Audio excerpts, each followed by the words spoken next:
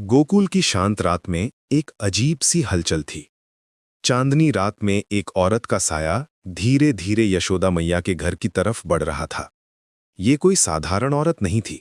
ये थी पूतना, एक राक्षसी जो मासूम बच्चों का खून पीकर जिंदा रहती थी। कंस के आदेश पर वो आई थी गोकुल में, उस नन्हे कृष्ण को मारने के लिए, जिसके बारे में भविष्यवाणी कही गई थी कि वो कंस का अंत करेगा। पूतना ने अपना रूप बदला था। अब वो एक खूबसूरत, दयालु दिखने वाली औरत लग रही थी। उसके हाथों में मिठाइयां थीं और चेहरे पर मातृत्व का भाव, लेकिन उसके स्तनों में जहर भरा हुआ था, एक ऐसा जहर जो किसी भी बच्चे की जान ले सकता था।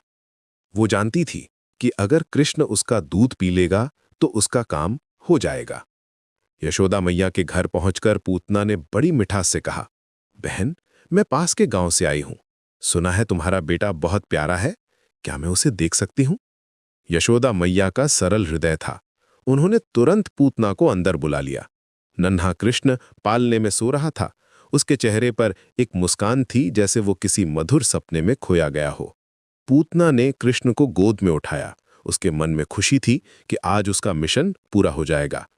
लेकिन जैसे ही उसने कृष्ण को अपने स्तन से लगाया, कुछ अजीब हुआ। नन्हा कृष्ण सिर्फ दूध नहीं पी रहा था, वो पूतना की पूरी जीवन शक्ति को खींच रहा था। पूतना की आंखें फैल गई।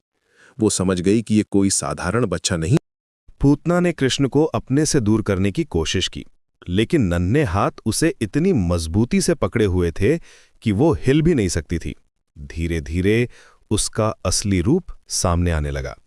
उसका खूबसूरत चेहरा भयानक हो गया, आंखें लाल हो गईं और दांत नुकीले दिखने लगे। वो चीखने लगी, छोड़ दे मुझे, तू कौन है? लेकिन कृष्ण तो मुस्कुराते हुए उसकी जीवन शक्ति को खींचते रहे। पूतना का शरीर कांपने लगा, उसकी सांस तेज हो गई। अचानक एक जोर की आवाज के साथ वो अपने असली विशालकाय राक्षसी रूप में वापस आ गई और जमीन पर गिर पड़ी। उसकी मृत्यु हो चुकी थी, लेकिन उसके चेहरे पे शांति थी, क्योंकि भगवान के हाथों मरना भी एक प्रकार की मुक्ति